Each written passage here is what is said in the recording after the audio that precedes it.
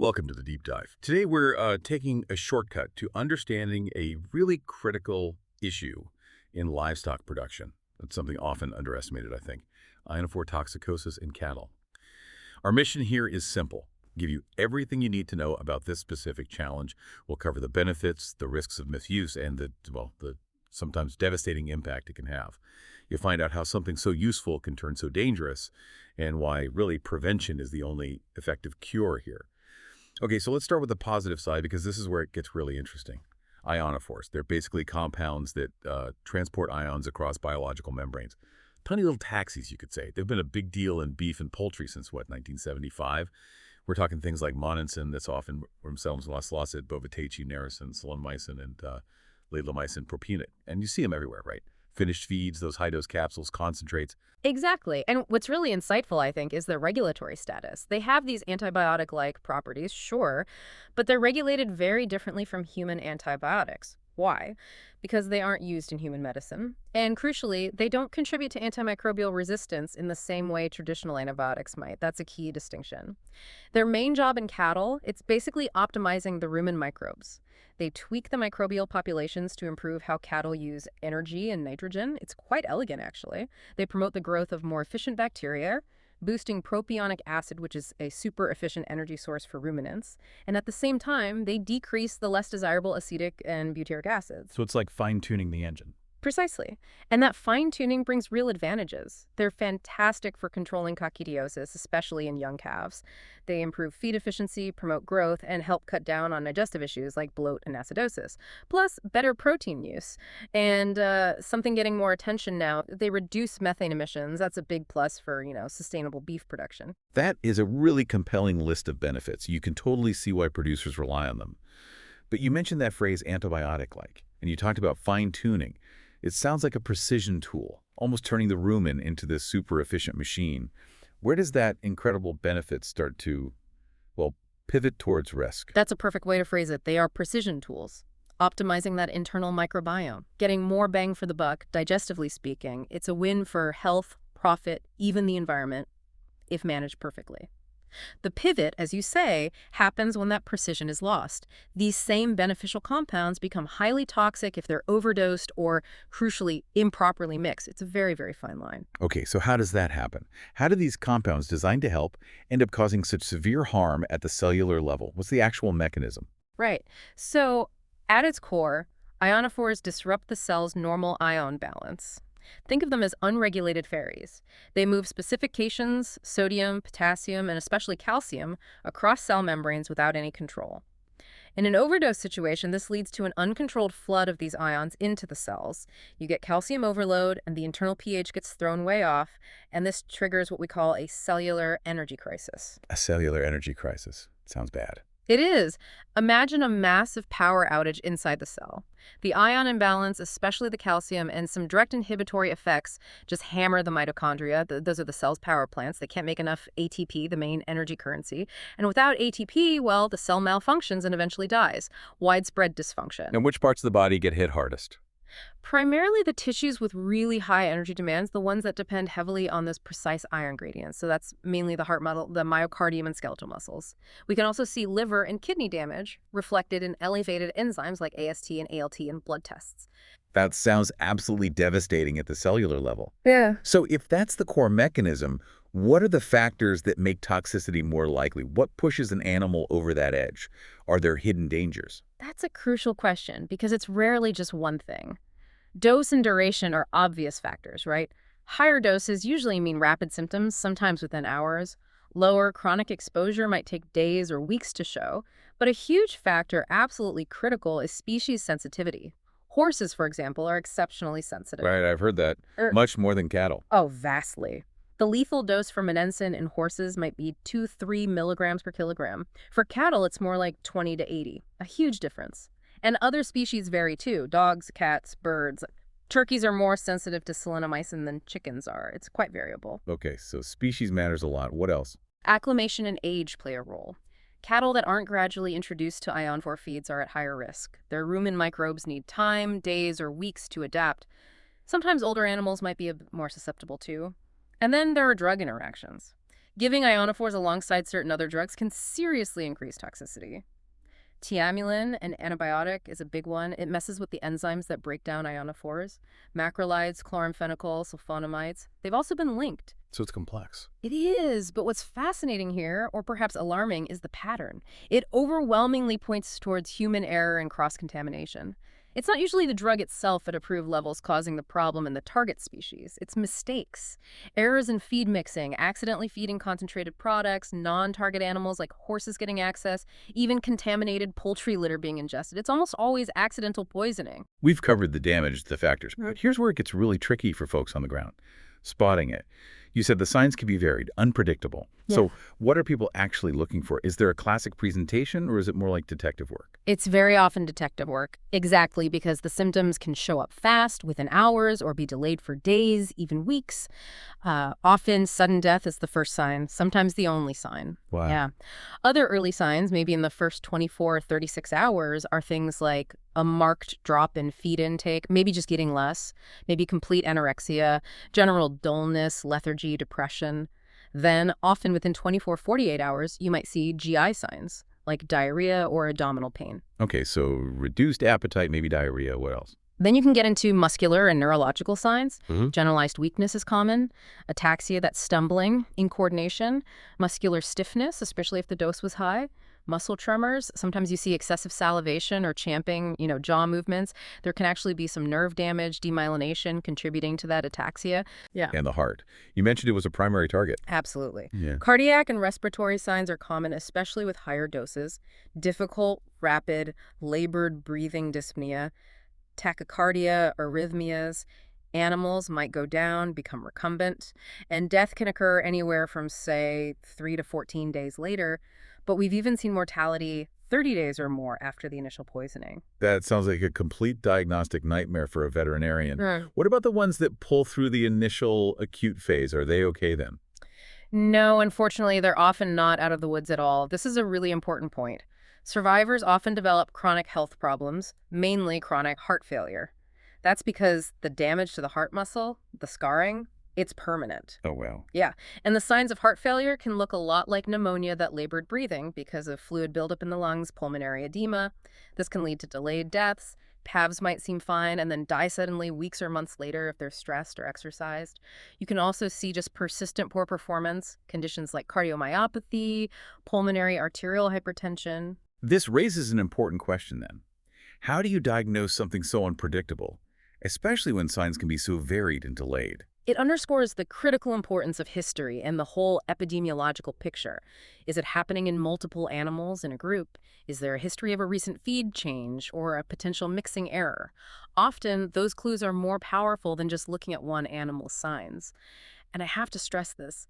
The moment you suspect ionophore poisoning, you have to remove that suspect feed immediately. That's paramount to stop things getting worse. Right, get the source out of there. Okay, so history is key. But for confirmation, what specific diagnostic tools do vets use? For lab work, we look at blood biochemistry. Elevated muscle enzymes like CK, AST, LDH, they indicate muscle damage.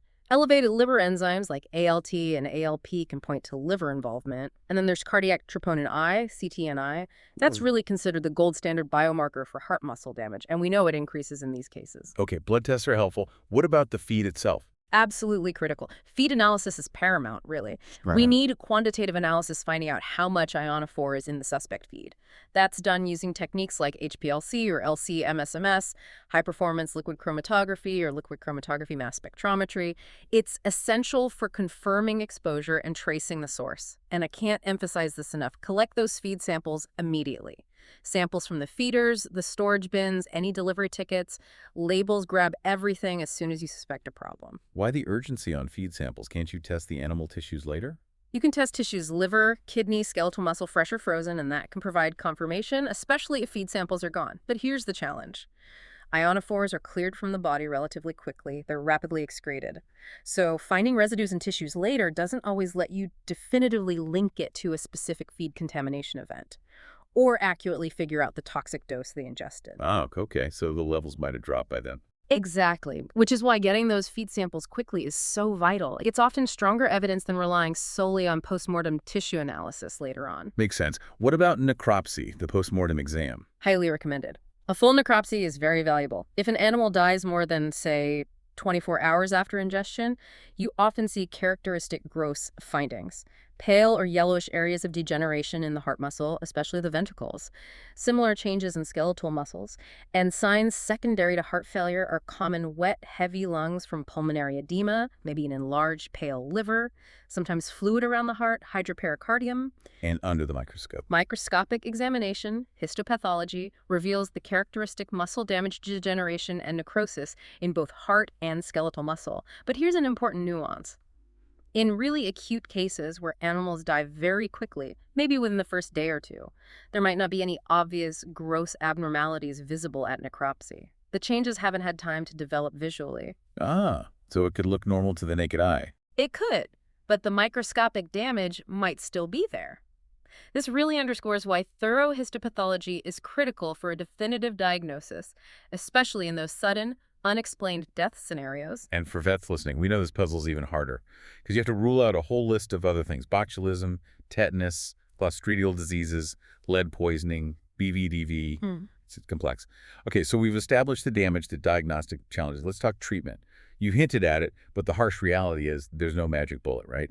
No specific antidote. That's correct. There is no specific antidote for ionophore toxicosis. That's the tough reality. So if there's no direct fix, the focus has to be entirely on damage control and support. What's the absolute first thing a producer needs to do if they suspect this? You nailed it. Since there's no antidote, it's all about immediate intervention to stop further absorption and then supportive care. The single most important, most immediate action. Promptly remove any suspected contaminated feed or minerals, get it away from the animals, full stop. You can try gastrointestinal decontamination. Activated charcoal might help bind remaining ionophore in the gut, especially if given very early.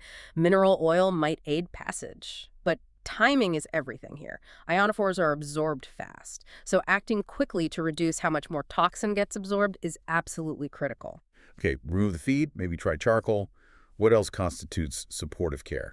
Well, it's largely symptomatic. 5-E fluids are important. Maintain hydration, support the kidneys. Some recommend antioxidant supplementation, vitamin E and selenium to try and combat oxidative damage, but honestly, the success in reversing damage that's already done is limited. You might use antiarrhythmic drugs if there are heart rhythm issues, and NSAIDs for pain management, and definitely stress reduction. Keep them quiet, low-stress environments, stall rest if possible. But you mentioned the damage is often permanent. It often is, especially to the heart and skeletal muscle.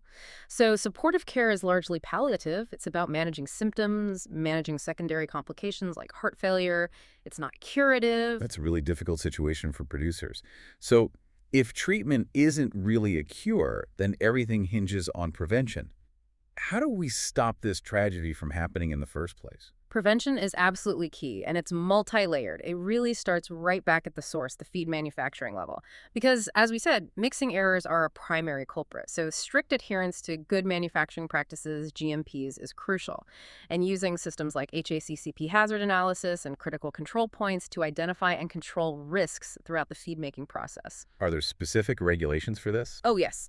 In the U.S., for example, the FDA has current good manufacturing practices, CGMPs, specifically for animal feed manufacturers, updated back in 2011.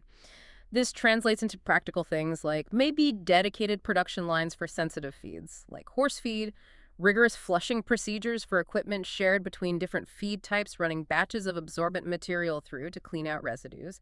Effective dust control is important too, and clear batch tracking with retained samples so you can trace problems if they occur. Okay, so quality control at the mill is step one. What about on the farm? Meticulous on-farm management is just as crucial, even if the mill does everything right. First, use ionophores strictly according to the label, only in approved species, at the correct dose. Accurate mixing and dosing on the farm, if you're doing any mixing, is vital to ensure it's evenly distributed. Uneven mixing is a huge risk. Proper storage and segregation of feeds, clear labels, separate bins to avoid accidental mix-ups, and critically, absolutely prevent access by those highly sensitive non-target species. Keep horses, dogs away from cattle feed containing ionophores. Sounds like attention to detail is paramount. It is. Monitoring feed ingredients when they arrive. thorough training for all employees who handle feed, making sure they know the procedures, the SOPs. This raises an important point. It's not just about what's in the bag, but truly how we handle it every single step of the way, from the mill right to the trough. Right. And what about managing the cattle themselves? That complements the feed management. Gradual acclimation is important. Introduce ionophore feeds slowly over days or weeks to let those rumen microbes adapt. We already mentioned employee training vital. And then continuous observation. Regularly watch the cattle for any clinical signs, especially after a feed change. Early recognition allows for that prompt removal of suspect feed we talked about. And just generally minimizing stress on the animals can help build their overall resilience. Okay, so prevention is complex, but achievable with diligence. Let's pivot to the economics. Yeah. What does this all mean for the bottom line? The impact must be significant, even if it's rare. You're absolutely right. The economic impact is often underestimated but can be severe. Direct losses are the most obvious.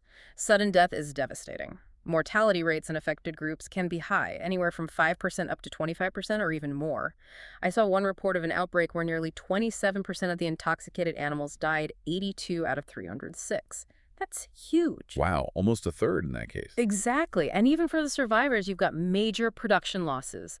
Decreased weight gain, poor growth, reduced milk production if it's dairy cattle, and treatment costs, even though they're supportive, they add up.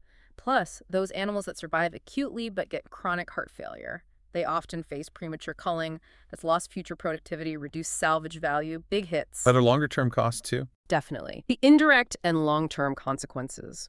Deaths and poor performance can drag on long after the initial exposure because of that irreversible organ damage. It reduces the animal's lifetime output.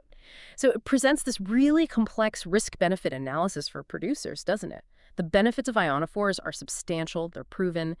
Better feed efficiency, growth, coccidiosis, control these things, save producers a lot of money. I mean, think about the cost of parasites globally. Billions. Gastrointestinal nematodes alone costs the U.S. beef industry billions annually. Ionophores help manage that. Huge benefits. Massive benefits. But they have to be weighed against these potentially catastrophic financial losses from toxicosis if an error occurs, even if it's rare. So the investment in prevention pays off. Absolutely. If we connect this to the bigger picture, investing in solid prevention, stringent quality control at mills, thorough employee training on farms, it's not just about safety. It's an economic imperative. The cost of preventing an outbreak is almost always far, far less than the cost of dealing with one. And I imagine it's hard to put an exact dollar figure on the total cost of toxicosis across the industry, right? Because it is sporadic. That's precisely the challenge. Because outbreaks are sporadic, we lack comprehensive data specifically on the economic losses. Most of the economic research focuses, understandably, on the benefits of using ionophores correctly. You see studies showing great ROI, like maybe 4.1 for certain products. The relatively low incidence, when things are done right, actually creates this data gap on the overall financial burden when things go wrong. Right. Okay, so let's wrap up this deep dive. Ionophores. Clearly incredibly valuable tools for cattle production. They boost efficiency, animal health significantly. But, and it's a big but, misuse, even accidental misuse, can have severe permanent consequences for the animals and for the farm's finances. The key takeaway seems absolutely clear. Prevention, through meticulous management at every single stage, from feed manufacturing right down to on-farm practices, is the critical factor. It's the only real solution. Exactly. And maybe this leaves a final thought for you, the listener, to consider. What does this challenge of ionophore toxicosis, this intersection of immense benefits and devastating risks, often stemming from human error, what does it imply for the future? How do we think about innovation, regulation, education, and agriculture moving forward? How can we ensure we keep using powerful tools like these safely and beneficially while doing better at mitigating that human factor in what's becoming an ever more complex food production system? That's a really potent question to end on. Thank you for joining us on this deep dive. We encourage you, as always, to continue your own explorations into the topics that capture your interest.